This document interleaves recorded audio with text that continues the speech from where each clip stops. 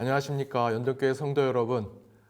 저희들 4월 지역 전체 모임 영상으로 여러분 찾아뵙고자 합니다. 먼저 기도함으로 시작하겠습니다.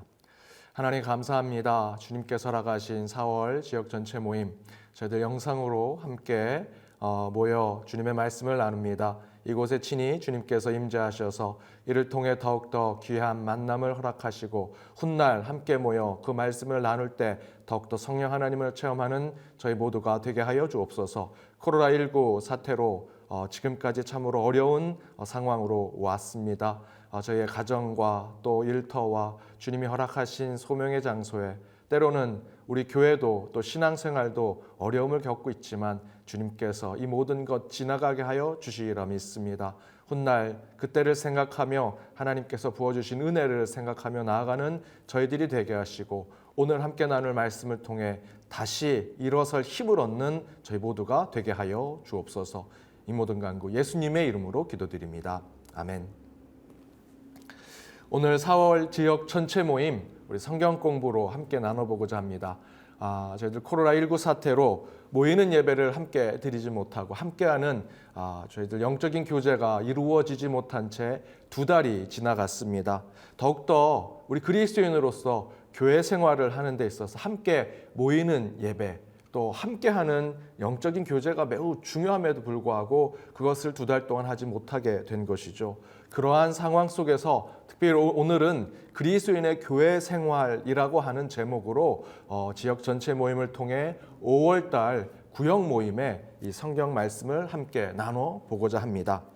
5월 구역 모임의 성경 공부는 그리스도인의 교회 생활입니다.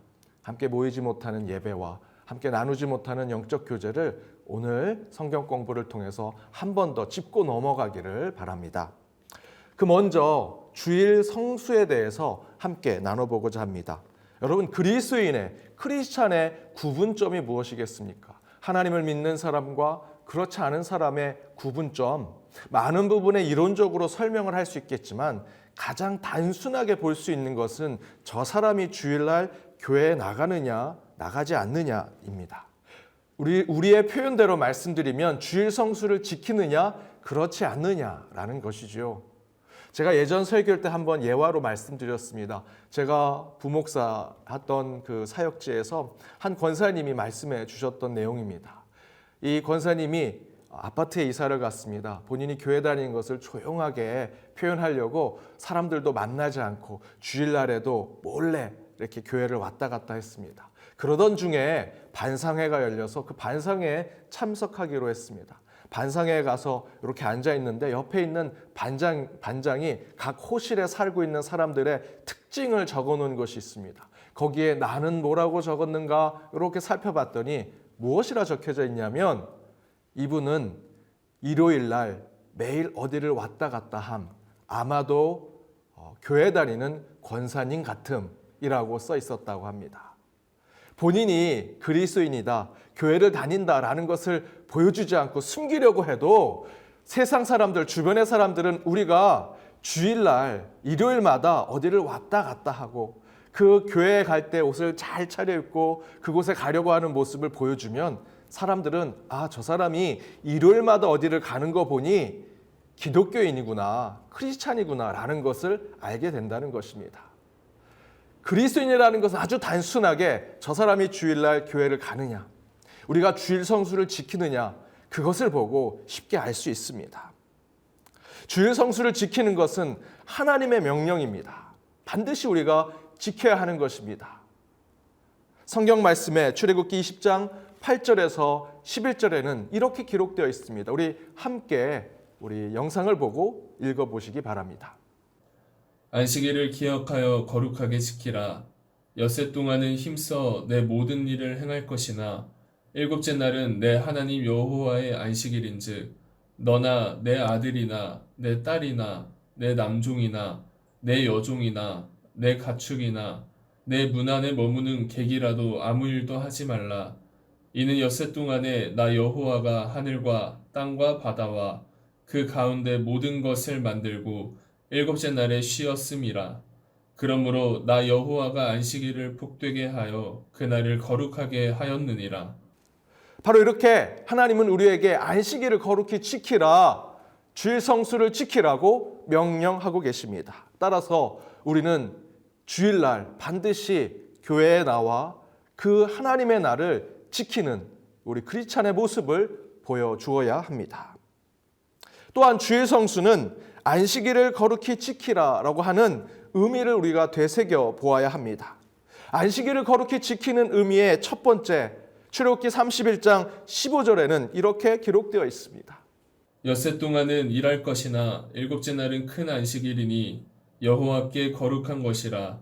안식일에 일하는 자는 누구든지 반드시 죽일지니라. 이처럼 안식일은 반드시 지켜야 하는 것입니다. 그날은 하나님의 날입니다. 주님의 날입니다. 따라서 그날에 우리가 안식일을 반드시 지키지 아니하면 하나님의 시간을 빼앗는 도둑질을 하는 것과 같습니다. 따라서 안식일은 반드시 지켜야 합니다. 첫 번째로 우리가 생각해야 하는 것은 안식일은 반드시 지켜야 한다. 반드시 여러분 밑줄을 그셔야 합니다. 두 번째는 출애굽기 31장 14절과 레위기 26장 2절의 말씀을 함께 읽어보고 나눠보도록 하겠습니다. 출애굽기 31장 14절의 말씀. 너희는 안식일을 지킬지니 이는 너희에게 거룩한 날이 됨이니라. 그 날을 더럽히는 자는 모두 죽일지며 그 날에 일하는 자는 모두 그 백성 중에서 그 생명이 끊어지리라. 레위기 26장 2절의 말씀. 너희는 내 안식일을 지키며 내 성소를 경외하라. 나는 여호와이니라. 이 말씀대로 우리는 반드시 거룩하게 안식일을 지켜야 한다라는 것입니다.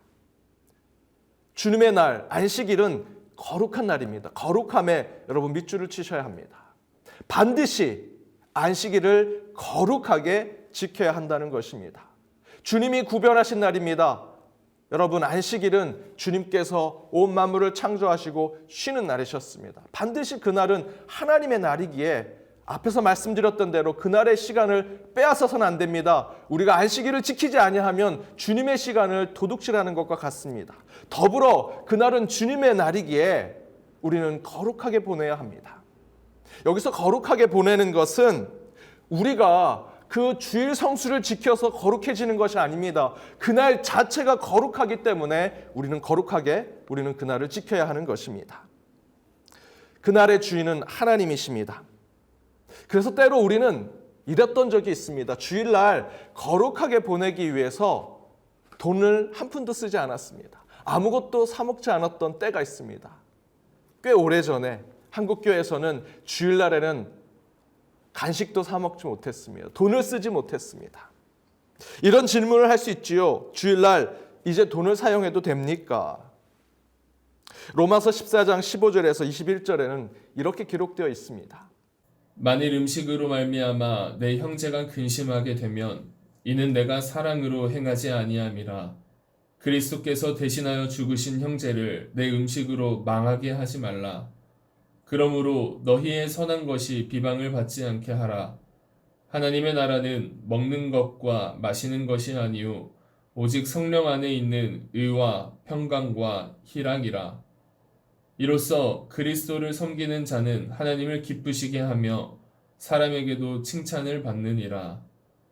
그러므로 우리가 화평의 일과 서로 덕을 세우는 일을 힘쓰나니 음식으로 말미암아 하나님의 사업을 무너지게 하지 말라. 만물이 다 깨끗하되 거리낌으로 먹는 사람에게는 악한 것이라.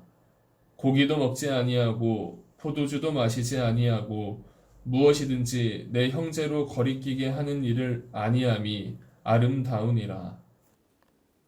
우리가 먹고 마시는 데 있어서 누군가에게 덕이 되느냐 안 되느냐라는 것을 살펴보는 것이 굉장히 중요합니다. 주일날 여러분 차 타고 오시죠. 택시비도 내셔야 됩니다. 버스비도 내셔야 됩니다. 또 자가 승용차를 가지고 오신 분들도 사실은 기름값이 계속 나가는 거 아니겠습니까? 주일날 예배 드릴 때 이 불 들어오는 거 전기세도 다 나가는 겁니다. 저희들이 율법적으로 주일날 돈 한 푼도 쓰지 마라 라고 하는 것은 예전에 우리 믿음의 선배들이 그렇게 철저한 마음으로 안식일을 거룩하게 지키려고 하는 그 마음을, 그 정신을 우리는 이어받아야 하지만 이제 그걸 너무나 율법적으로 생각해서는 안 됩니다. 그렇다고 주일날 돈을 마음대로 쓰라는 말씀은 아닙니다. 주일날 정말 중요한 것은 하나님 앞에 거룩하게 예배를 드리는 자가 되어야 한다라는 것입니다. 거기에 율법적으로 돈을 쓸 것인지 말 것인지를 생각하기보다는 더 중요한 것은 우리가 어떻게 하면 거룩하게 보낼 수 있는가. 혹여 우리가 주일날 지나치게 외식을 많이 한다거나 돈을 많이 사용하는 것에 다른 사람들이 덕으로 보지 않는다면 앞에서 읽었던 로마서의 말씀대로 우리는 주일날 절제하고 절약하는 삶으로 나아가는 것이 필요합니다. 세 번째는 출애굽기 20장 23절에서 24절 말씀에 이렇게 기록되어 있습니다. 너희는 나를 비겨서 은으로나 금으로나 너희를 위하여 신상을 만들지 말고 내게 토단을 쌓고 그 위에 내 양과 소로 내 번제와 화목제를 드리라. 내가 내 이름을 기념하게 하는 모든 곳에서 내게 임하여 복을 주리라. 반드시 예배당에 나와야 한다는 것입니다. 코로나19 사태로 저희들이 2달 동안 모이는 예배를 드리지 못했습니다. 그러나 안식일을 거룩하게 지킬 수 있는 의미는 반드시 모여야 한다라는 것입니다. 모여야 우리는 온전하게 예배를 드릴 수 있습니다. 그럼 목사님, 저희들이 2달 동안 코로나19 사태로 모이지 못하는 예배를 드렸습니다. 온라인으로만 예배를 드렸습니다. 잘못된 것입니까? 물론 그것은 잘못된 것은 아닙니다. 우리가 이 재난적인 상황 속에서 국가가 요구하는 것에 우리 교회가 발맞춰 가기 위해서 모이는 예배를 잠시 동안 저희들 하지 못했을 뿐이지 다시 해야 한다면 모여야 합니다. 이제 사회가 안정되어 가고 있습니다. 다시 모여야 합니다. 모이는 것에 힘쓰는 저희들이 되어야 합니다. 모이는 예배를 더욱더 갈급한 마음으로 나아가야 한다는 것입니다. 한 가지 더 말씀드린다면 혹여 모이지 못할지라도 이 예배당이 아닌 다른 곳에서 더 거룩하게, 더 경건하게 예배를 드릴 수 있다면 그곳에서 예배를 드려도 됩니다. 그러나 저는 여러분께 묻고 싶습니다. 예배당이 아닌 곳에서 더 경건하게, 더 거룩하게 예배 드릴 수 있겠습니까? 예배당이 거룩하고 경건함을 지켜줄 수 있는 곳입니다. 여러분이 있는 곳에서 나는 편하게 인터넷으로 예배를 드릴 거야 라고 생각할지 모르지만 그 자리가 예배당보다 더 거룩하고 더 경건할 수 있다면 그 자리에서 예배를 드리십시오. 하지만 그렇지 못하다면 반드시 교회로 오셔야 합니다. 주일날 안식일을 거룩히 지키기 위해서 모이는 예배로 예배당에 모여서 반드시 예배 드릴 수 있도록 하셔야 합니다. 이런 질문을 할 수 있습니다. 안식일, 토요일이 아니라 왜 주일날, 일요일날 저희들은 모여서 예배를 드립니까? 주일날, 주님의 날이라는 것은 곧 주님이 부활하신 날을 기념하여 함께 예배를 드리는 것입니다. 성경에는 이렇게 기록되어 있습니다. 사도행전 20장 7절과 11절, 고린도전서 16장 1절에서 2절, 그리고 계시록 1장 10절에 이렇게 기록되어 있습니다. 사도행전 20장 7절의 말씀. 그 주간의 첫날에 우리가 떡을 떼려 하여 모였더니 바울이 이튿날 떠나고자 하여 그들에게 강론할세 말을 밤중까지 계속하매.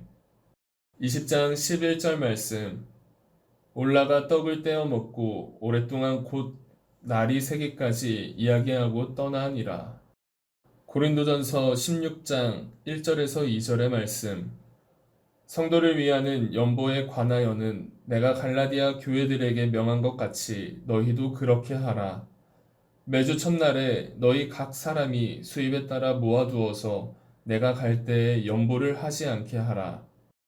요한계시록 1장 10절의 말씀. 주의 날에 내가 성령에 감동되어 내 뒤에서 나는 나팔 소리 같은 큰 음성을 들으니.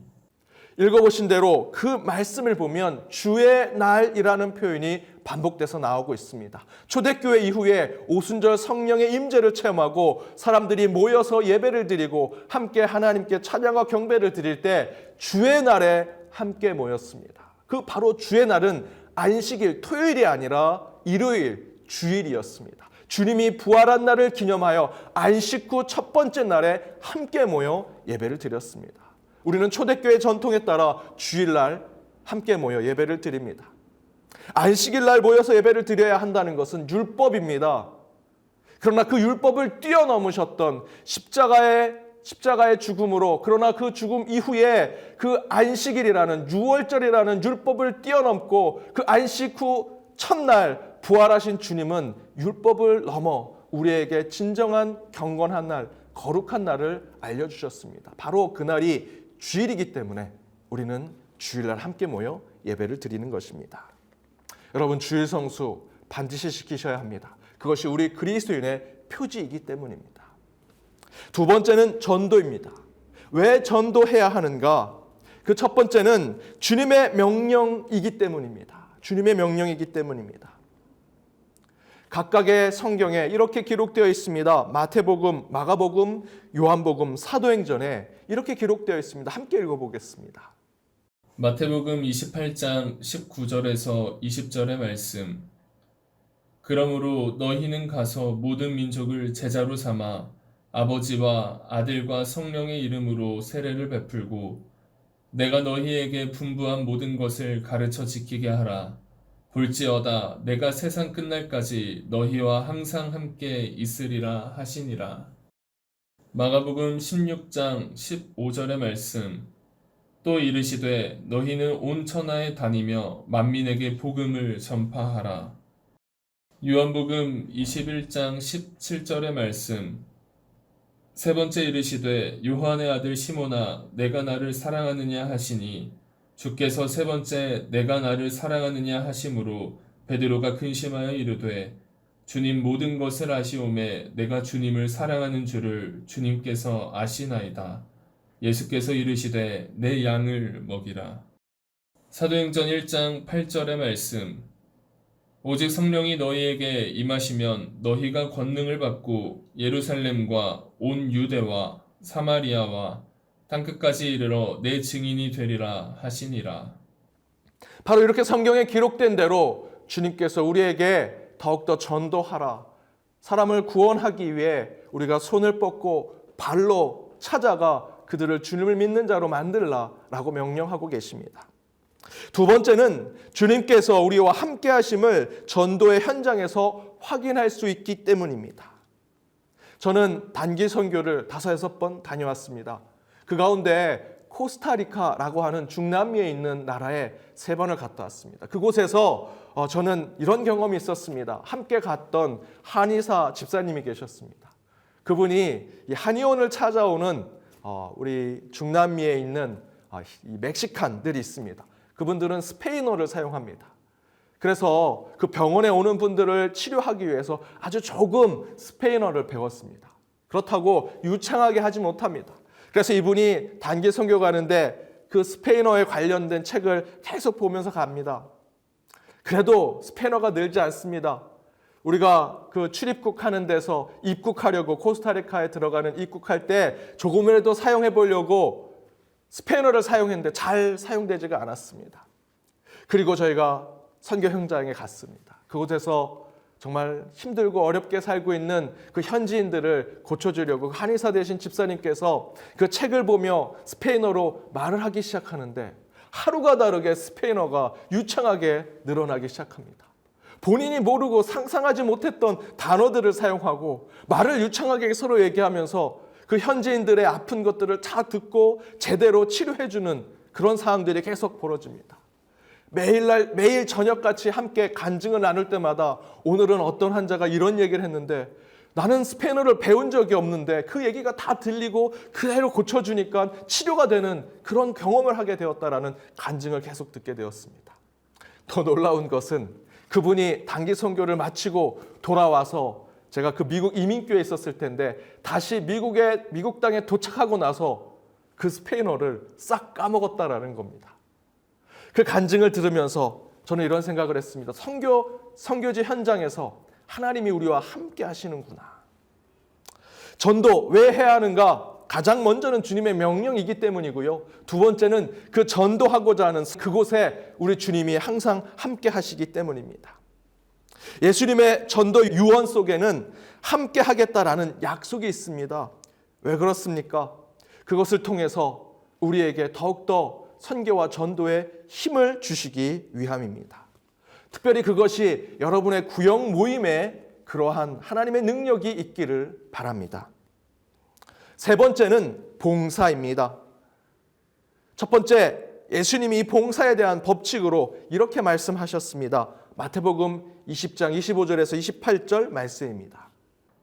예수께서 제자들을 불러다가 이르시되 이방인의 집권자들이 그들을 임의로 주관하고 그 고관들이 그들에게 권세를 부리는 줄을 너희가 알거니와 너희 중에는 그렇지 않아야 하나니 너희 중에 누구든지 크고자 하는 자는 너희를 섬기는 자가 되고 너희 중에 누구든지 으뜸이 되고자 하는 자는 너희의 종이 되어야 하리라. 인자가 온 것은 섬김을 받으려 함이 아니라 도리어 섬기려 하고 자기 목숨을 많은 사람의 대속물로 주려 함이니라.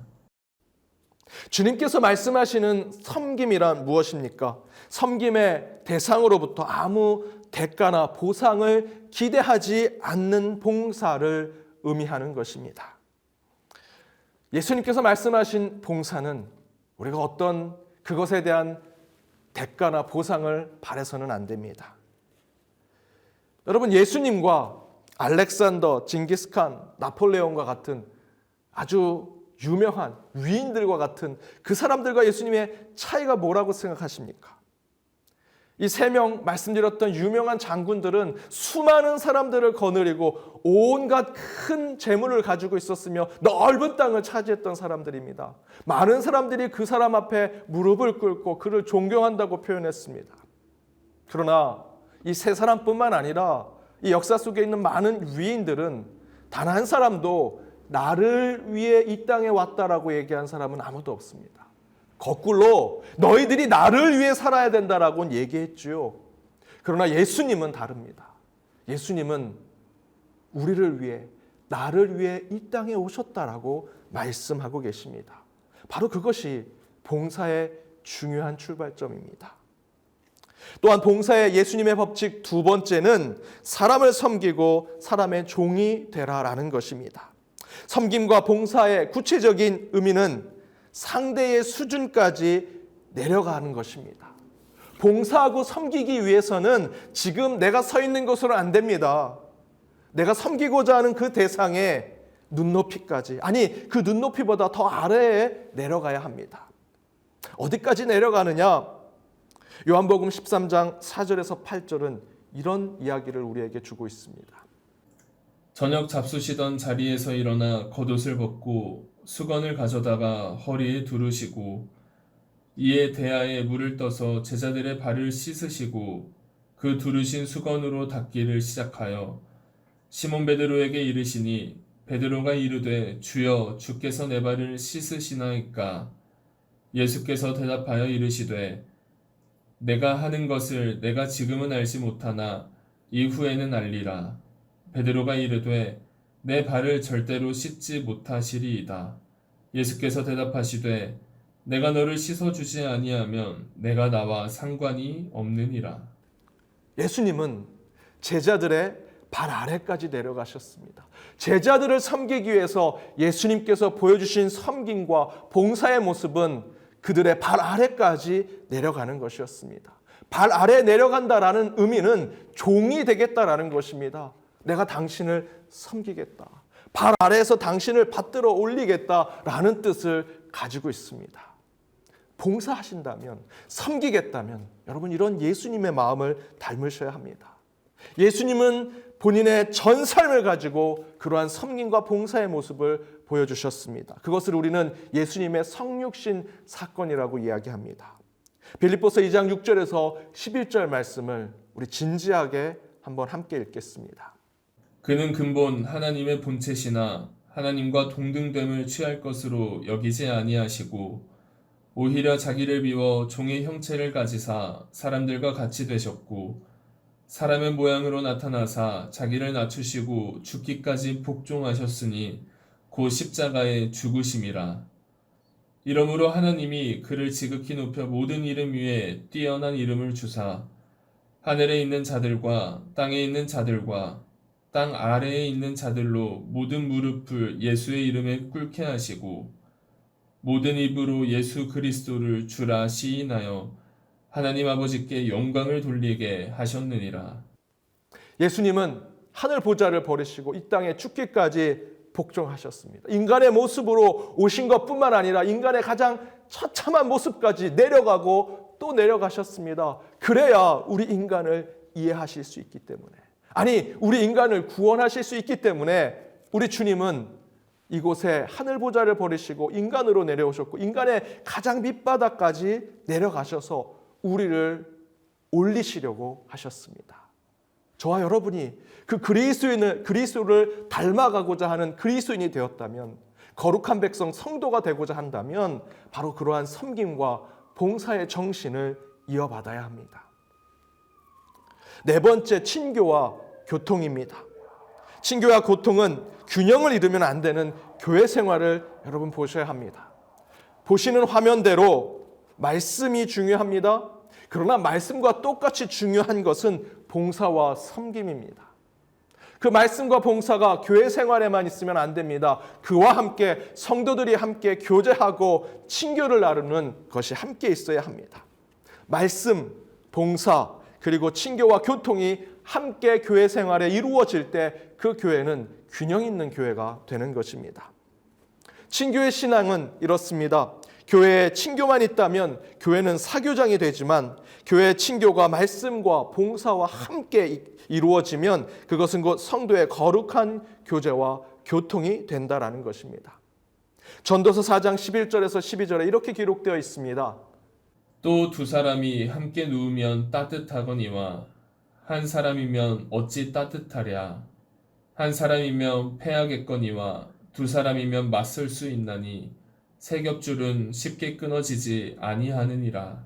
우리가 함께 있으면 따뜻해지는 것입니다. 우리가 함께 있으면 은혜를 나눌 수 있는 것입니다. 함께 있는 그곳에 성령님이 함께 하신다라는 것입니다. 우리 연동교회 구역 모임이 바로 이 말씀과 봉사와 더불어 서로 성도 간의 교제와 친교가 이루어지는 매우 중요한 교회 생활임을 여러분 깨달으시기 바랍니다. 제가 담임 목사로서 교회 운영을 잘하고 교회 경영을 잘하기 위해서 소그룹을 만들어서 그 소그룹이 잘 운영되는가 세상적 방법으로 살펴보고자 구역 모임을 하는 것이 절대로 아닙니다. 여러분, 구역 모임은 바로 말씀과 봉사와 동일한 선상에 있는 교회 생활에 매우 중요한 영적인 모임입니다. 여러분, 구역 모임은 목사가 목회하는 그 부수적인 일을 하는 것이 아니라 제가 똑같은 마음으로 대하고 기도하고 그를 위해서 더욱더 중보하는 하나님의 영적 공동체임을 깨달으시고 이 구역 모임을 통해 참된 성도의 교제와 친교를 나누시는 여러분이 되시길 바랍니다. 마지막 다섯 번째, 헌금입니다. 헌금의 의의는 강요와 강제로 드려지고 받으시는 헌금은 헌금이 아니라는 것입니다. 헌금은 하나님께 자발적으로 드리는 행위가 되어야 합니다. 자원하는 마음으로 영적으로 뜨거워지고 가슴이 더욱더 푹 차오를 때 내가 하나님께 이렇게 드려야겠다라는 마음으로 드려지는 것이 헌금이 되어야 합니다. 헌금의 의의는 내가 가지고 있는 모든 것을 나의 것이 아니라 실은 하나님으로부터 다 받은 것이기에 그 일부를 하나님께 드린다라는 고백이 매우 중요합니다. 역대상 29장 10절에서 14절 말씀을 함께 읽어보겠습니다. 다윗이 온 회중 앞에서 여호와를 송축하여 이르되 우리 조상 이스라엘의 하나님 여호와여 주는 영원부터 영원까지 송축을 받으시옵소서. 여호와여 위대하심과 권능과 영광과 승리와 위엄이 다 주께 속하였사오니 천지에 있는 것이 다 주의 것이로소이다. 여호와여 주권도 주께 속하였사오니 주는 높으사 만물의 머리이심이니이다.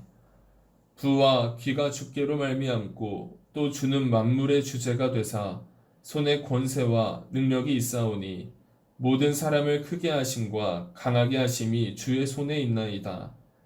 우리 하나님이여, 이제 우리가 주께 감사하오며 주의 영화로운 이름을 찬양하나이다.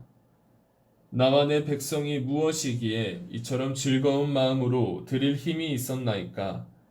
모든 것이 주께로 말미암아 싸우니 우리가 주의 손에서 받은 것으로 주께 드렸을 뿐이니이다. 이처럼 헌금은 우리에게 주어진 모든 것이 하나님으로부터 왔다라는 고백이 필요합니다. 그 가운데 내가 다 드리는 것이 마땅하오나 내가 살아가는 이 땅에 있는 곳에 하나님께서 정하신 그 헌금, 그 봉헌만 하나님께 드림으로 모든 것을 다 드리는 것에 대한 상징적인 표현이 바로 헌금이라는 것입니다. 그 가운데 11조는 무엇일까요? 자기 수입의 10분의 1을 주님께 드리는 헌금을 이야기합니다. 신명기 14장 22절에서 29절에 이렇게 증거하고 있습니다. 너는 마땅히 매년 토지 소산의 11조를 드릴 것이며 내 하나님 여호와 앞 곧 여호와께서 그의 이름을 두시려고 택하신 곳에서 내 곡식과 포도주와 기름의 11조를 먹으며 또 내 소와 양의 처음 난 것을 먹고 내 하나님 여호와 경외하기를 항상 배울 것이니라. 그러나 내 하나님 여호와께서 자기의 이름을 두시려고 택하신 곳이 내게서 너무 멀고 행로가 어려워서 내 하나님 여호와께서 그 풍부히 주신 것을 가지고 갈 수 없거든. 그것을 돈으로 바꾸어 그 돈을 싸가지고 내 하나님 여호와께서 택하신 곳으로 가서 내 마음에 원하는 모든 것을 그 돈으로 사되 소나 양이나 포도주나 독주 등 내 마음에 원하는 모든 것을 구하고 거기 내 하나님 여호와 앞에서 너와 내 권속이 함께 먹고 즐거워할 것이며 내 성읍에 거주하는 레위인은 너희 중에 분깃이나 기업이 없는 자이니 또한 저버리지 말지니라. 매 3년 끝에 그 해 소산의 10분의 1을 다 내어 내 성읍에 저축하여 너희 중에 분깃이나 기업이 없는 레위인과 내 성중에 거류하는 객과 및 고아와 과부들이 와서 먹고 배부르게 하라. 그리하면 내 하나님 여호와께서 내 손으로 하는 범사에 내게 복을 주시리라. 이처럼 자기 수입의 10분의 1을 정해서 하나님께 드립니다. 여러분 한번 생각해 보십시오. 모든 것이 다 하나님의 것입니다. 우리가 주님을 인격적으로 만난 이후로 생각해 보니 내 삶이 다 하나님이 만드셨구나, 하나님이 주셨구나 고백하게 되면 사실은 다 하나님께 드려야 합니다.